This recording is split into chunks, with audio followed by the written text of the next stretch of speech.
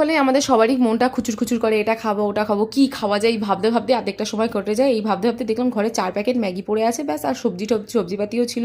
তো আমি আর দাদা ঠিক করলাম যে আজকে হচ্ছে ভেজিটেবলসের মতো, মানে ওই চাউমিন স্টাইলে যেরকম ম্যাগি ট্যাগি করা হয় না, চাউমিন ওইরকমই করে নেবো। তো ওই জন্য ভেজিটেবলস সব আমাকে দাদা কেটে দিয়েছিল, কারণ দেখো আমি রান্না করবো ও কেটে দেবে, নাহলে আমি কেটে দেবো ও রান্না করবে, এরকম একটা আমাদের মধ্যে ডিল হয়েছিল এক কথায়। তো যাই হোক, তো এখানে সব কিছু কেটে ছেটে নিজের মনের মতো ব্যাপারটাকে বানিয়েছে নিই। সন্ধ্যাটা তো মানে দারুণ লাগলো, কারণ আমার এই ভেজিটেবলস দিয়ে ম্যাগি খেতে খুব ভালো লাগে। অনেকে দেখেছি চিজ বাটার টাটার দিয়ে খায়, আমার মানে সত্যি কথা বলতে চিজ জিনিসটা খুব একটা ভালো লাগে না, তো আমি ওইভাবে করি না।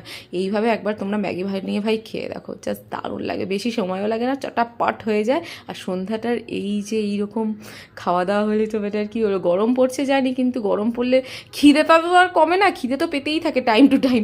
তো যাই হোক, আর লাস্টে জানো তো আমি এরকম ক্যাপসিকামটা অ্যাড করেছিলাম, যেরকম মুখে আমার ক্যাপসিকাম এরকম কচকচ করে পড়লে না বেশ ভালো লাগে। যাই হোক, খেতে কিন্তু দারুণ ছিল।